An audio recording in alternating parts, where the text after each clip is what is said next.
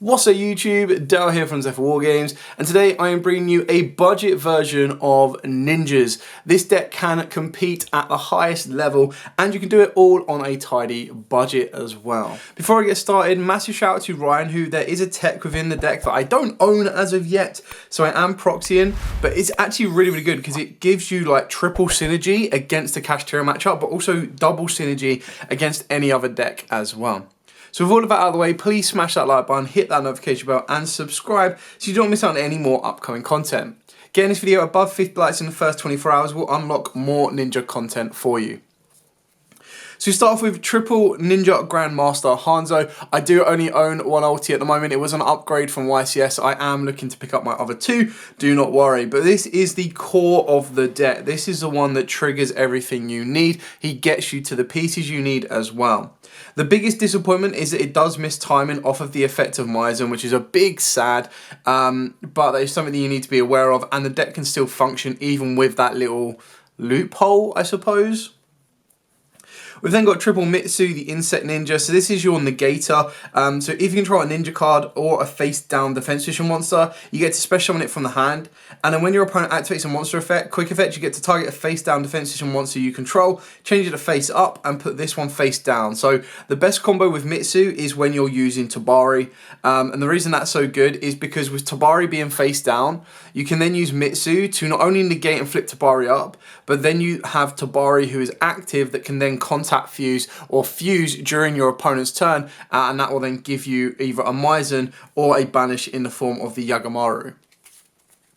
Speaking of which, Tabari is obviously an insane addition to the deck as well. So it can't be destroyed by battle or card effect that turn it was special summoned or flip face up, which again, in this example of Mitsu, it means that they can't just then go to battle phase to try and kill this. It does cause them a couple of issues. You can only use each of the following effects once per turn. You can send this card from the hand to the graveyard to special summon a ninja monster from your hand in face up or face down defense position. And then during your opponent's main phase or battle phase, quick effect, you get to fusion summon a ninja fusion monster using monsters from your hand or field as material. So again, you get the negate off of Mitsu, and if you want to, you can contact fuse with her and give you straight into a Maizen or a Yamato. We've then got two Yugioh. So this is your boss monster. This is the card that causes so many issues for Kashtiras, because as soon as they activate a monster effect while you've got Maizen on the board, you're special summoning out a ninja monster, and usually 9 out of 10 that will be your Yugioh. If it is normal or specialed or flip face up, you get to target up to 2 face up monsters on the field, change them to face down defense position, and if you do, any of the opponent's monsters that were flipped face down by this effect cannot change their battle position. If a monster on the field is flipped face up while this monster is face up on the field, except during damage state, you get to target a card your opponent controls and destroy it. So the idea is that with Yugioh in defense, he's a nice 2900 booty. You summon it, you book a moon 2 of your opponent's cards, so literally lock out 2 zones in a sense, because they can't do anything with it. And then during the next turn, if you're going to be able to set a ninja, flip a ninja, do whatever you need to, he's then going to be able to go, okay, cool, let's start picking these cards off. Or if my opponent can't use them the next turn anyway, you keep them locked down. Not to mention that with Maizen, your ninjas can start attacking directly, which is just disgusting. We've got the one Kaguro, the one Baku, and then the one Green Ninja. I think ones of each of these is more than enough. All of them serve their own effects. So with Kaguro, it's basically your graveyard recycle. So if it is normaled, specialed or flip face up, you get to special on a ninja monster from your hand or graveyard face down defense, except himself. When your opponent activates a card or effect that targets exactly one ninja card or exactly one face down defense position monster you control, while this card is in your graveyard, quick effect, you get to special summon this card in face down defense, and if you do, you get to return that targeted card to the hand. So it lets you recycle materials from grave, from field, and everywhere else you need to. You've then of course got Baku, so if it is added to the hand except by drawing it, which you will do consistently, you get to special summon it. So it's a free summon to enable you to get into your Link 2s, which is mainly going to be going into your Grandmaster Saizo. If this card is special summoned or flip face up, you get to target a ninja or ninjutsu art card from your graveyard or face up in the spell and trap card zone except himself and return it to the hand. Now the reason that is important is it allows you to recycle your ninjutsu arts from the graveyard, as well as being able to kind of get you ninjas back should you need to, which is why you can kind of limit the uses of Baku, Yugiohs, Kaguros and everything else. Green Ninja is if a monster or monsters is special summoned to your field face up, except during a damage state, you get to target one of them, special summon this card from the hand, and if you do, change that monster to face down defense. If this card is sent from the hand or field to the graveyard, you get to target a monster on the field and change it to face up attack position or face down defense position. Now this is really good that if you get Green Ninja to the board, whether it be face up or face down, as long as you have Dabari that can contact fuse, this then gives you a third Book of Moon. So should your opponent have been able to extend, let's say they went with a Scareclaw Cash, then you've got Green Ninja that might be able to cause that to be Book of Moon as well, before they can even resolve the Theosis. And then the last monster card before we get into hand traps, which technically this card is a hand trap and I don't own yet, is triple of the Silent Wobby. Now this card is massively annoying in Mystic Mine format. Obviously I don't own any copies of it, but shout out to Ryan who was using this in his Ninja deck. And I was like, okay, cool, it's Silent Wobby, it's only going to be good against Cash. But then I was like, yo, this card does so much. So, Silent Wobby reads as this. So during your main phase, you get to special summon this card from the hand to your opponent's side of the field. When summoned this way, draw one card, and if you do, your opponent gains 2,000 life points. Now the way this works is your opponent draws one card, and you gain 2,000 life points. So it's a very good time con option. And if that wasn't enough, if you've got Maizen on the board, because you give it to your opponent, and technically it's your opponent activating that monster effect, you're then able to use his effect in order to get especially when a ninja monster from your deck in face up or face down defense, you get a free extension. If that wasn't enough, Wobby does make your opponent's hand size limit become free, which means yes, they will have 7 cards by the time they start their turn, but they will then also have to limit their hand to 3 by the end of it. And if you're Book of Moon and everything and they're trying to search everything, then you are going to be able to control them very nicely. So I like the fact that it was a time con option, it was a way of putting a monster on your opponent's board so that they couldn't instantly cash summon, and on top of that it triggered your Maizen. Now obviously it's going to be as strong in cash, or just it's going to reach its max potential against cash, because given they're a monster can be dangerous. However, it does also lock out a certain zone depending on the matchups. Like in Branded, there's not really a way they can get rid of it, unless they can go for Sprind, I believe. But I'm pretty sure Sprind is a special monster for that turn. Moving on to the hand traps, of course, we've got triple Ash Blossom and Joyous Spring, alongside triple Infinite Impermanence.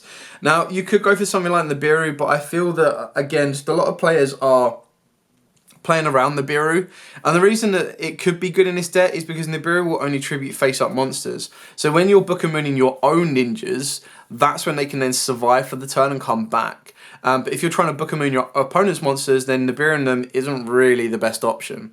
So Imperm is quite a good card for going first because you can set it, lock out a zone. It's also good going second because you can use it as a hand trap, or when you draw for turn, if they've got a monster on the board that can be targeted that is an Omni-Negate, like Baron de Fleur for example, you can activate Imperm. That will then force them to either use Baron's effect or Baron would then be negated.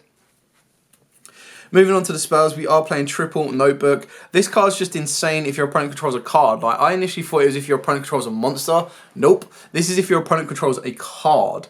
You get to set up to 1 ninjutsu monster and up to 1 ninjutsu art, spell, or trap, except itself. One has to come from the deck and 1 has to come from the graveyard. So you can get 1, so for example, if you've got nothing in the graveyard, you can still activate this, but it has to come from the deck. If you've got 1 in the graveyard and 1 in the deck, then of course you're going to get double bonus because you'll get both of them. If this set card on the field is sent to the graveyard, you get to target a face-up monster on the field and change it to face-down defense. So this is great if you set this, and let's say your opponent's negated your board, and they just go Zeus. And if you hold this, it's probably a little bit better than activating it and then still getting Zeus. But if they go Zeus and then send this, you get to use the effect of this and go, okay, cool, Book of Moon the Zeus, and you haven't got to worry about it for the next turn. I've now increased Iron Digger to 2. This card's actually really, really good. Like, the more and more I look into the ninja cards, the better and better they get every single time, which is really kind of cool. But the reason that the ninja tool is so good is for the pure fact that it allows you to kind of recycle materials, but also get into a very spicy option, which you've probably seen with every other ninja profile right now. Can get you into the ultimate great insect. And the way that this works is you equip the Iron Digger to your Mitsu, which is an insect, and then you contribute the pair of them off, and then that will give you into a 3000 beta, which will have additional effects as well. So the equipped monster gains 500 attack, also is treated as a ninja monster.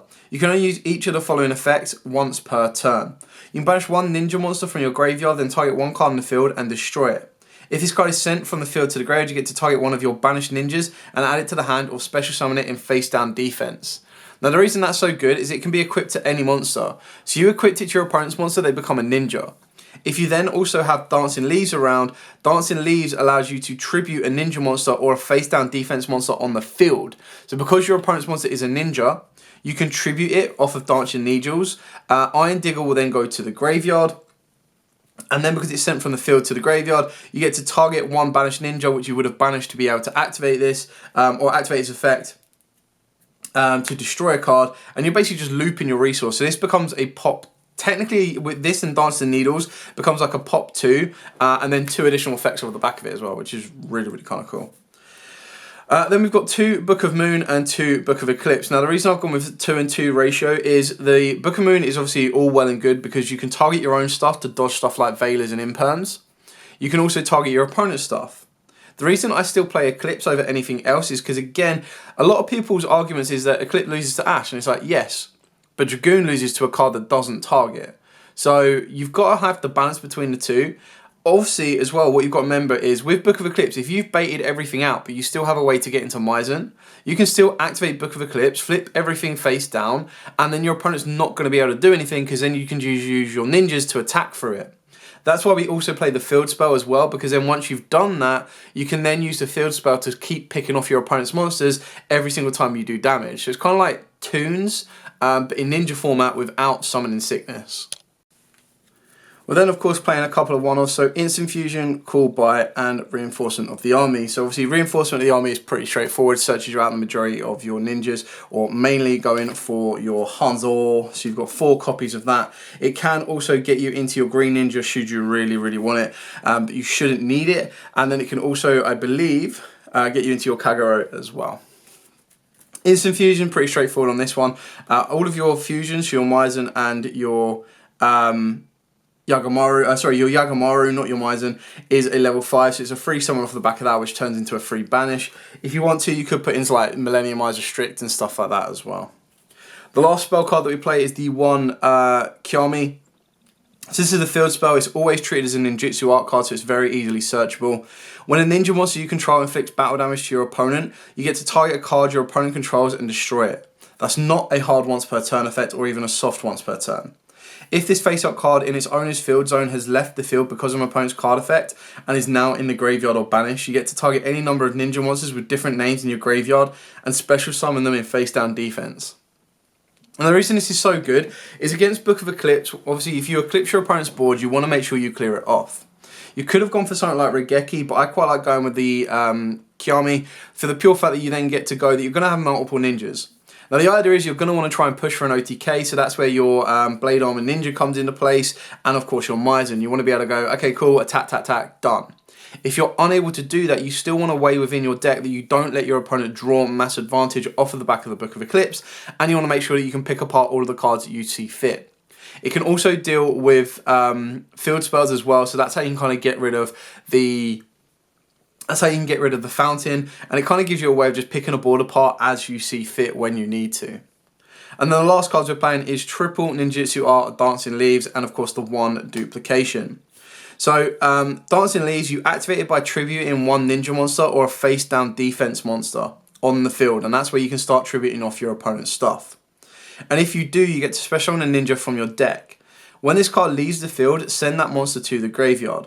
You can target one ninjutsu art, continuous spell or trap in your spell and trap zone and return it to the hand. Now the reason you do that is you loop back the ninjutsu art or Dancing Leaves so that every time you activate it, you're tributing a ninja or one of your opponent's monsters. And that's the ideal scenario.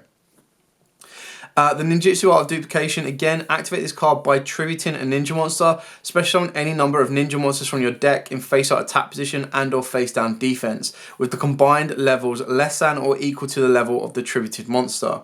Now, obviously, this is part of the combo off of Hanzo, as you can normal summon Hanzo, use this effect to search you out the Ninjutsu Art of Duplication, activate this, tribute the Hanzo, summon out your Mitsu and 2 Tabaris, and then you're good to go. So that's it for the main deck lineup. Obviously, the deck is incredibly fun, very, very powerful, and I do enjoy playing it. I just kind of want to finish off getting my Hanzos and then work out some other tips and tricks. And like I said, shout out to Ryan on the silent wobby kind of tech. I think it's really, really cool, really, really clever, and does a lot for the deck. Like I said, if it was just silent wobby to give your opponent a monster, I would be like, that's not great. But the fact it triggers the Maizen is just what makes it even better. Speaking of Maizen himself, this is of course the Fusion Mac Daddy. So 2 monsters with different types, very easy to do. You just got to remember that it is 2 ninjas with different types.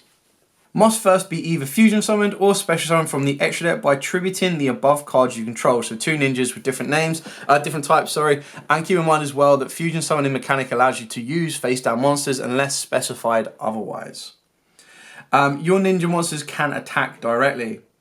While you control a face-down defense position monster, your opponent's monsters cannot target this card for attacks.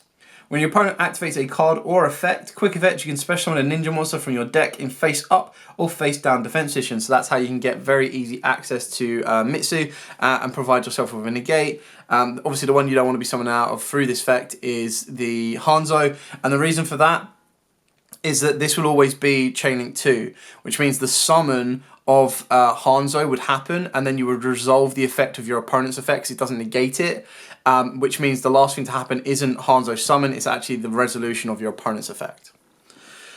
Then we are playing triple Yagamari, so this is the more of the aggressive of the two, and must either be special summoned or fusion summoned or special summoned again from the extra deck by tributing above cards, which means you don't need to use polymerization. It needs 2 ninjas with different types. If it is special summoned or flip face up, you get to banish one other ninja or ninjutsu art card from your hand, graveyard, or face up from the field to target a card on the field and banish it. So it's a nice bit of spot removal, and that's where it gets really good because trying to spot remove cards that want to recycle in the graveyard can be a bit damaging, but being able to kind of remove stuff like Fountain and removing it from the game and everything else is really important. And then of course you've got your Ultimate Great Insect. So I've already talked you through how you make this card.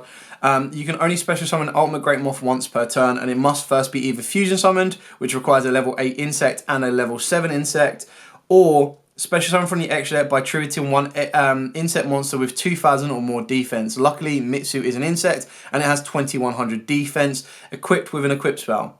This card cannot be destroyed by battle, and then once per turn during the battle phase, if there is a face-up card in the field zone, quick effect, you can destroy all monsters your opponent controls. So that's again another way that you can board wipe your opponent if they have Fountain in play, but also another one if you have your own ninjutsu field spell as well.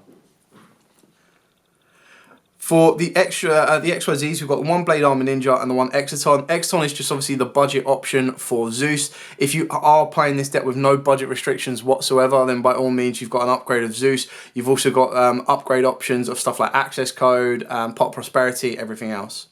Blade Armor gives you the ability to target a ninja monster you control, and it can make a second attack during each battle phase, so 44 directly coming off of your Blade Armor Ninja when you've got Maizen on the board as well, or Maizen can just do 5k. And then for the other Link monsters, working from Link 1s, we've got Anima. This is just an aggressive option to Link Karibo. You can play Link Karibo if you want to. And then Link 2s, we've got Asua, just to steal your opponent's Fenrir.